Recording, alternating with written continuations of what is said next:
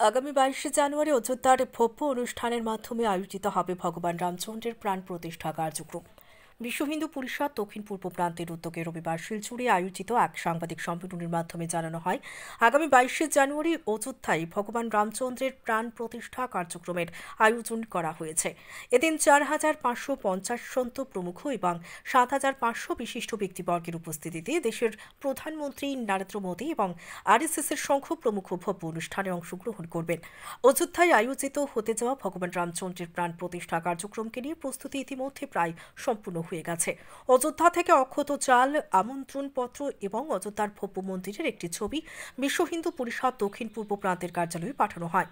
1 জানুয়ারি থেকে 15 জানুয়ারি পর্যন্ত পরিষদ এবং সংঘ পরিবার আমন্ত্রণপত্রগুলো প্রান্তের প্রত্যেক হিন্দু পরিবারের ঘরে পৌঁছে দেওয়ার পরিকল্পনা হাতে নিয়েছে। শুধু তাই নয়, রামচন্দ্রের প্রাণ প্রতিষ্ঠা উপলক্ষে 22 জানুয়ারি বরাক উপত্যকার প্রত্যেকটি মন্দিরে 108 রাম নাম জপ, হনুমান চালিসা পাঠ, রামকীর্তন সহ প্রজেক্টর এবং টিভির মাধ্যমে অযোধ্যার সেই ভব্য অনুষ্ঠান সরাসরি দেখানোর প্রচেষ্টা হাতে নিয়েছে। এছাড়াও এদিন বিকেলে 5টি প্রদীপ জ্বালিয়ে দীপ উৎসবে সকলকে অংশগ্রহণ করার আবেদন জানিয়েছেন।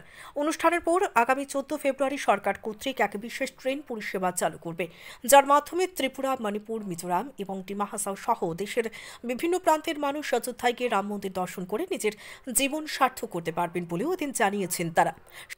সাংবাদিক সম্মেলনে পূর্ণচন্দ্র মণ্ডল, মিঠুন নাথ এবং শান্তনু নায়ক সহ সংঘের প্রধান প্রমুখ কার্যকর্তারা উপস্থিত ছিলেন।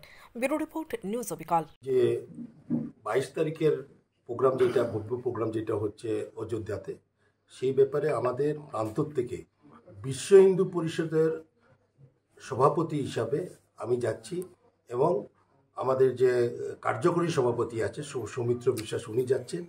বিশিষ্ট নাগরিক হিসাবে ডক্টর রবি কান্নান ওনারা আমন্ত্রণ পেয়েছেন, শ্রী উদয়শঙ্কর গোস্বামী উনি পেয়েছেন, আমাদের পাথারকান্দির এক্স এমএলএ সুখেন্দু শেখর দত্ত উনি পেয়েছেন, আর মিজোরামের একজন বিশিষ্ট ব্যক্তি ওনার নামটা একটু দেখে বলতে হবে, এবং আরও এইরকম করে আমাদের এই প্রান্ত থেকে 6 জন বা 7 জন আমরা বিশিষ্ট ব্যক্তি ওদেরকে বিশ্ব হিন্দু কার্যকর্তা বাদ দিয়ে ওদেরকে আমন্ত্রণ দেওয়া হয়েছে। এবং এখান থেকে প্রায় 15 জন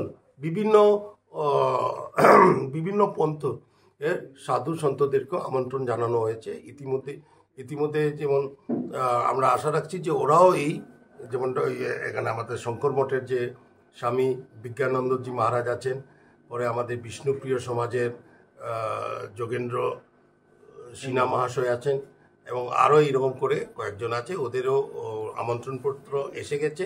আমরাও ওদের সঙ্গে যোগাযোগ করা শুরু করে দিয়েছি, এবং ওনারাও এই আমাদের প্রান্ত থেকে, ঠিক ত্রিপুরার থেকে এইভাবে যাচ্ছে, মণিপুর থেকে যাচ্ছে, এরকম আমাদের পুরা প্রান্ত থেকে এইভাবে সাধু সন্তরা এই 22 তারিখে কার্যসূচিতে ওরা উপস্থিত থাকবে।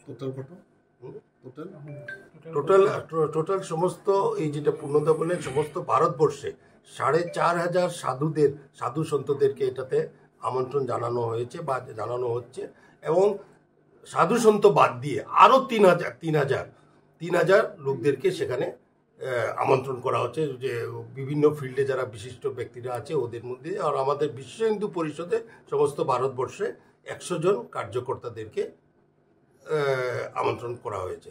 এবং শুধু আমরাই যাদেরকে ওই দিন আমরা জানি 22 তারিখে যারা আমন্ত্রণ পাবেন ওরাই শুধু যাবেন, এবং বাকি যারা আমরা আছি আমরা ওই যেটা পূর্ণতা বললেন আমাদের প্রান্তকে 14 তারিখ দেওয়া হয়েছে। 14 তারিখে এখান থেকে 14 ফেব্রুয়ারিতে এখান থেকে আমাদের প্রান্ত থেকে ত্রিপুরার থেকে ট্রেন আসবে, এবং এই ট্রেনেই করে আমাদের পুরা এই প্রান্ত থেকে 1.5 থেকে 2,000